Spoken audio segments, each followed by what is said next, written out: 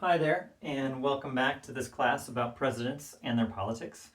So today I want to talk about public opinion and to give kind of an overview once again of what your book covers and the kinds of things you need to know.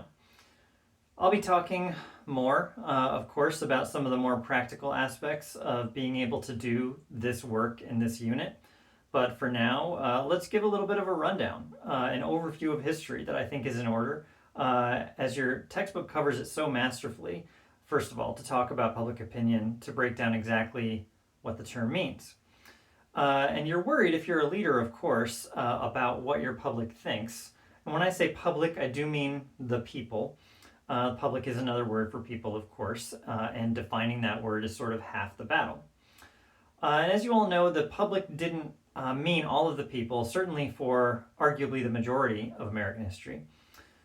And so for at least the first half of it, let's say, of US history, presidents who attempted to bring a more kind of common people sensibility, values, and interests to the politics of the presidency were met with at least some resistance from what was then the political establishment.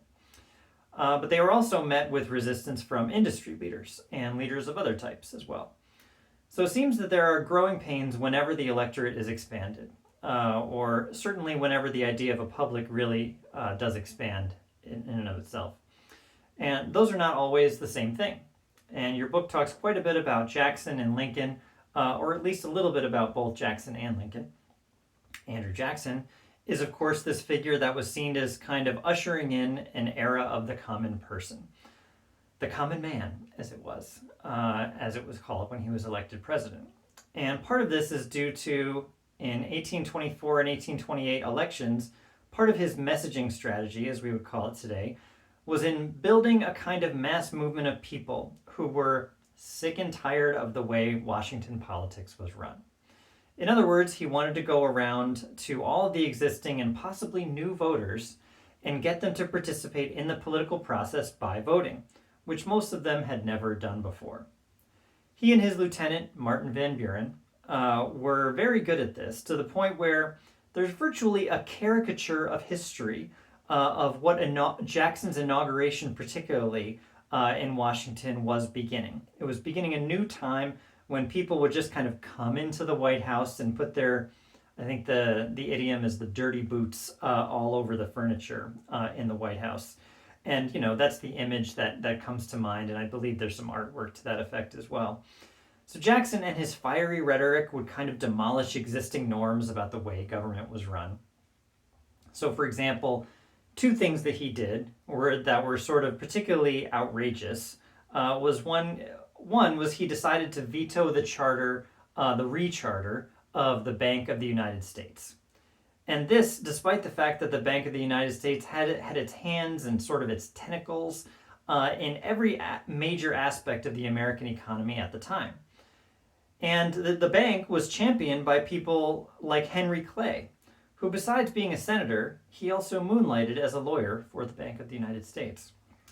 But also, the Bank of the United States was seen as this kind of alternative power structure within the country. And Jackson was stepping into a presidency which had never fully used the kind of constitutional powers that had to, that required the political will of the president.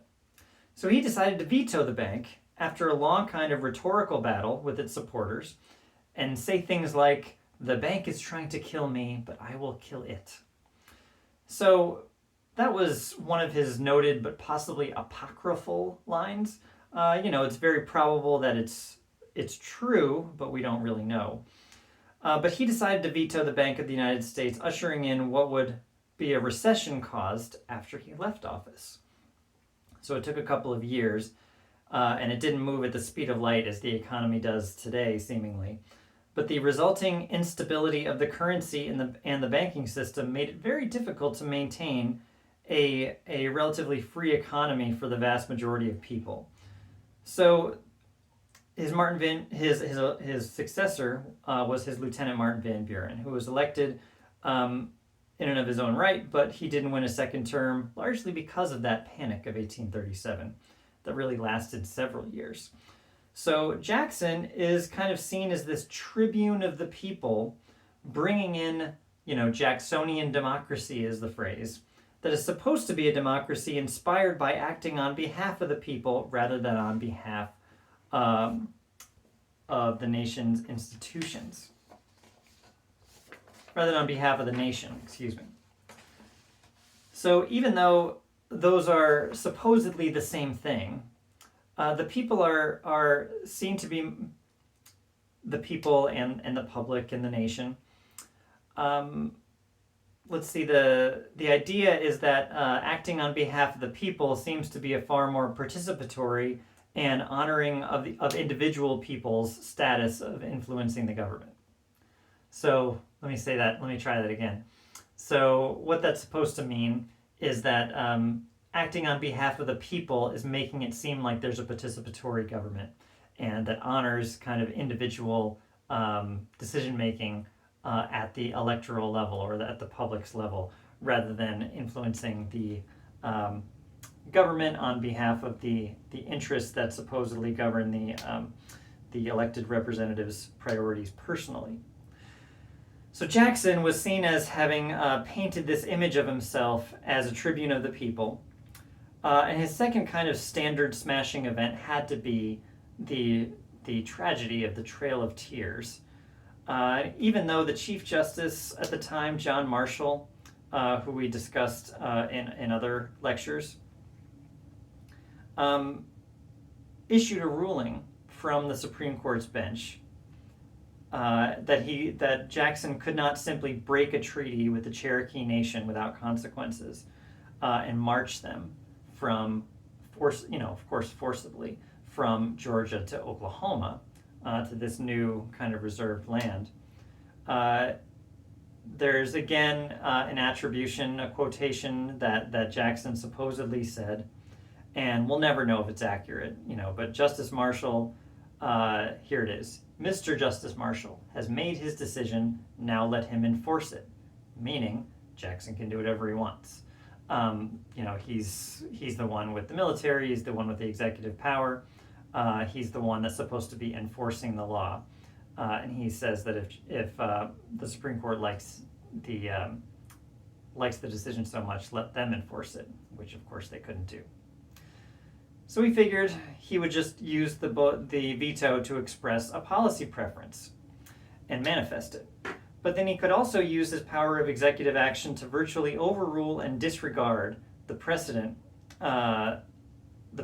setting of honoring Supreme Court decisions as the law of the land. So he was seen in both instances as reaching for legitimacy in both of those instances on behalf of the people, according to supposedly the best interests of the people. So saying that's what the people wanted. It's what the people deserved is really what his formulation was. And your book notes that several of the presidents who were able to succeed Jackson, most of them were Democrats from his party, and were able to kind of maintain this idea of a party leader using the presidency as a kind of policy leader's position in the way that he had pioneered. And none of them were able to use the people as legitimacy in the same way that he had. They didn't quite have the same rhetorical connection or charismatic, if you will, connection to the people that he certainly did. And that wasn't really seen again until Lincoln in the Civil War. And Lincoln, realized, according to the authors, he realized the power in the sanctifying notion of the people. I guess I should say that the people were kind of a font of justification for actions. And I should note that when Jackson and Lincoln were talking about the people, neither of them were talking about the people as we think of them today. Both of them were certainly thinking of a more masculine idea of the people. They were not really regarding women at all. I mean, women didn't get the vote until the 1920s, as we know.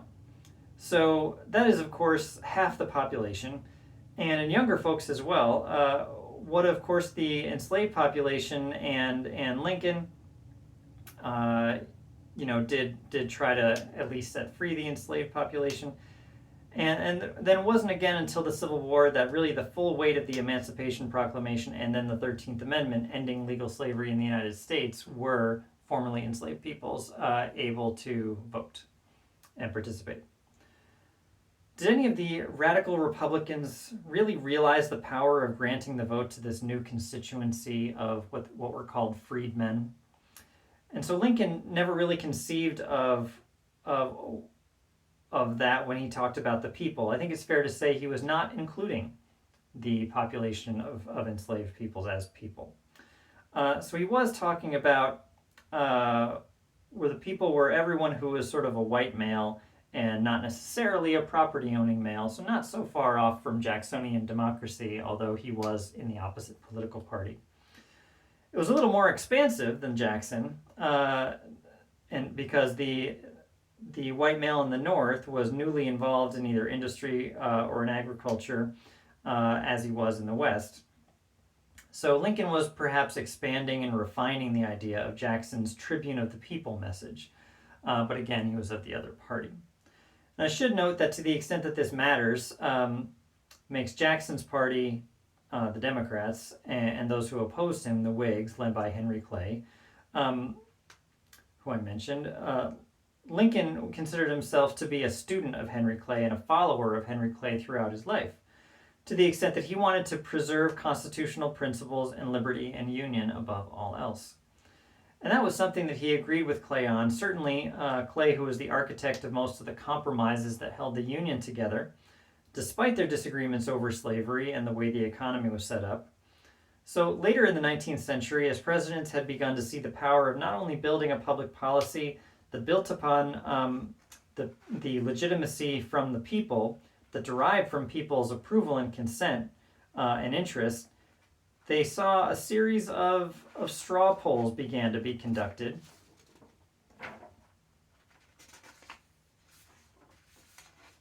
And straw polls are, just physical events. You walk in, you take a number, you cast a vote in a survey of various different populations. That's what a straw poll is. They're not very scientific. They still have the Iowa straw poll today before the Iowa caucus, but it's sort of like a caucus. The point is, it was a precursor of real polling and scientific polling that began in earnest in the United States, really post World War I. To the point, and at that point we have polling data that's very comprehensive on every president all the way back to Franklin D. Roosevelt in the 1930s. And Roosevelt, as detailed in your textbook, was polling feverishly on the eve of World War II in terms of the U.S. entry into World War II, wondering whether he should, for example, loan weapons to Great Britain to be involved in the war. And he wasn't certainly the last president to do something like that. Virtually every president that is chronicled in your textbook has polled about what they should do or what the American public expects or wants them to do in terms of foreign policy. So from Roosevelt to Johnson to Nixon to Obama, even though they like to think that foreign policy and war are not matters of nationwide polling and surveys, and something that seems so crass as it has anything to do with sending troops into battle. However, it's a real makeup of the public policy process and the president's kind of source of power. And so the Gallup organization was the premier organization that was performing public opinion polling that, as we know it today, really began in the 1930s with the Roosevelt presidency. And with the simple question of, do you approve of the job the president is doing? And they were so sort of intimately associated with the idea of polling that both Roosevelt and Truman felt it was necessary to maintain high-level contact with insiders in the Gallup organization to find out just how Gallup was finding the American people felt about this issue or that issue or what they expected or what they wanted. So they were very keyed in, Roosevelt and Truman, into this idea that people needed to be constantly consulted in a way that is sort of a harbinger, if you will, at the time. It seemed like of a transition to somehow more direct or inclusive democracy. You could read it that way at this point in history. But once we get to Johnson in the 1960s,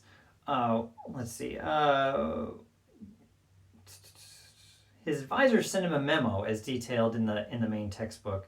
And the advisors tell Johnson that, look, you're just so associated with your own administration that whenever there's a problem with any aspect of policy, people blame you. They don't blame the Secretary of the Treasury for fiscal policy, they blame you. They don't blame, the lack of education funding or outcomes on the Secretary of Education, they blame you. So on and so on throughout his administration. So they were advising him to try to take a step back from the intricacy of the policy process, but it was really not in Johnson's vocabulary or in his ability.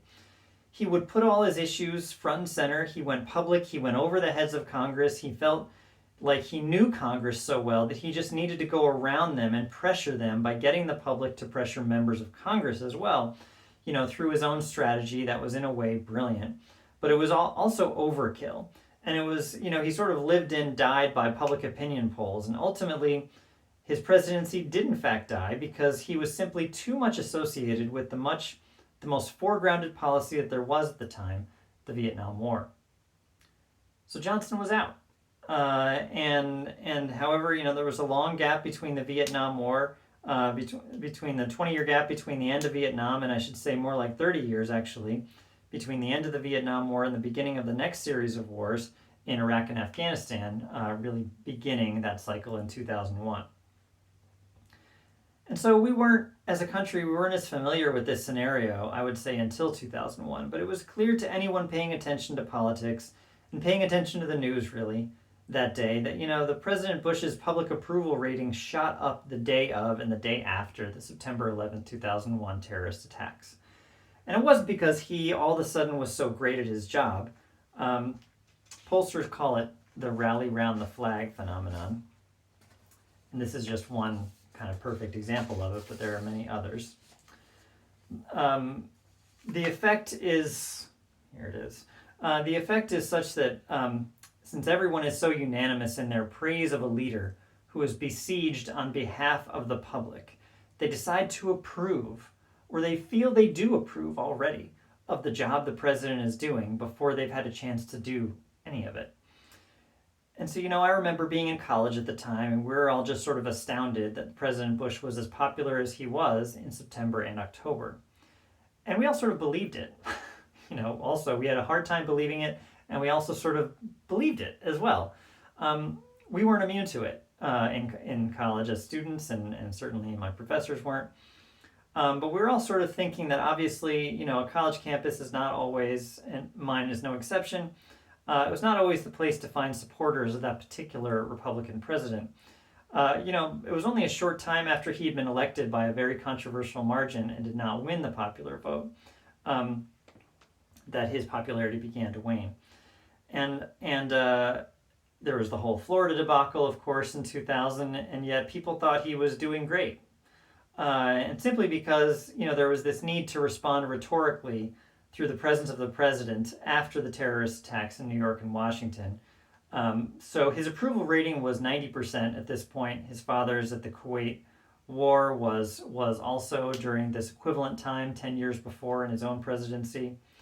But then as things went on in 2002 and then 2003, his approval rating got to be essentially synonymous with his handling of and popularity of the wars. And so the Afghanistan war at one point was still popular, 70% or so in 2003. But in May of 2003, when the invasion of Iraq began, that support was only at around 58%. And so it was his approval rating, and his approval rating never really got higher than that again. Again, he was reelected certainly in 2004 with around something like 55%, maybe a little lower than that, 53%. But as we've already talked about, his support went down to something like 30% and even 20% after Hurricane Katrina, and he just never got it back. So what is the source of that? So that obviously seems to be the prism through which events are shaped and not the other way around. The president is not the source of power. Then what is the source of power? The media? Well, the media seems to be able to portray the president in a certain way, but there's no way that the media can act in unison, right? And they can only really reflect through a mirror, by way of a mirror, I should say, whatever the president is doing or whatever is happening in the U.S. or around the world. But what can a president do? The president can go public. Very dramatic. The president can go public, as Samuel Colonel would say, right? It's in your textbook, part of your literature review. And what going public means, as I said with Lyndon Johnson, is going over the heads of Congress and their leaders and appealing directly to the American people as the source of legitimacy, being a tribune of the people, as Jackson would like to say. And the media is just not as good at increasing a president's public opinion ratings as a president is by appealing directly to his or her constituency. It was in a way easier to do before the internet age, where we had all these different vehicles of communication. Presidents have at least attempted, I don't know if they've gotten good at it, but presidents have really attempted to utilize those sources of information as ways to connect with the people. As you know, obviously President Trump had Twitter, and President Obama had his weekly YouTube addresses. I don't know that President Biden has an equivalent at all at this point, but maybe he will. But also, all of these sophisticated social media people have been working for him, Obama and Trump both, and Biden certainly also. But there's sort of this chicken and egg question. But Samuel Colonel's idea of going public is that a president is always only ever trying to obtain higher public approval ratings, because higher public approval ratings mean better outcomes in every aspect of his presidency. So just because a popular president is a legislatively successful president doesn't mean that once you get good legislation passed, you become a popular president. Just as it doesn't necessarily mean that every popular president will be able to push everything through Congress. But it does mean that if you're doing one, you're probably already doing both. It's not clear where the cycle begins or if they can do anything but work in concert. But there are other avenues for public opinion. We've talked about foreign policy already and how it's pulled endlessly, and it keeps constituencies together for re-election is something that presidents are always worried about. In other words, there is, three parts of a constituency, and those parts are the president's own party members, in addition to some independents and some members of the other party. So it's never synonymous necessarily with all the members of one party, or the supporters. The supporters of that party aren't always the president's supporters. It can come close to that, but it's not always entirely that. The formula comes out that's the president's coalition, and the public itself is certainly not altogether synonymous with that. It's just that the president is always trying to make new aspects of the public amenable to his or her ideas and policies and personality, while also retaining that base of support that made up the previous coalition. And sometimes you can find those things out, whether that's working through polling, but you can also find out through focus groups. And I'm not a big fan of focus groups. I remember watching a focus group in Iowa in 2008 that ultimately predicted that every single person at the table thought Fred Thompson was going to be the Republican nominee and should be the Republican nominee. If you don't remember who Fred Thompson is, I believe his most prominent movie role was in Clint Eastwood's In the Line of Fire. And he usually played a politician in Hollywood movies, and when he finally got to Washington as a senator from Tennessee, he often was seen as just an actor, moonlighting as a politician running for president. So focus groups, I think, have dubious, functionality. They just don't always work. So I may remain unconvinced about them. And I just like this little note. In your textbook, one of the authors is Lori Cox Hahn, and she very kindly ended up writing a blurb for me about my book about the politics of student loan debt. And she included in this book, before ever meeting me, that 12,000 people started petitions about wanting the White House beer recipe during the Obama administration. But 32,000, that was by the way,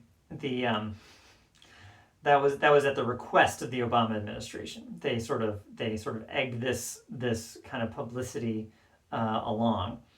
But spontaneously, 32,000 people spontaneously wanted action on student loan debt that the Obama administration was not was not trying to get them to say. So this petition started on its own, and it was done through the whitehouse.gov website. So you're going to get outcomes that you don't plan for in public opinion and in demonstrations of public opinion. If you're a leader in the White House, you're not necessarily always going to get the answers you want from the public, but they're always going to tell you the kinds of things they want in a president, and that president might not just be you. That's all. Well, anyway, that's sort of kind of a primer on public opinion. We can talk about how to find some of these presidential approval ratings I've shown you before, some of the Michigan data, but otherwise let me know your questions via email and maybe schedule an appointment via Calendly, and I will see you in class. Thanks very much.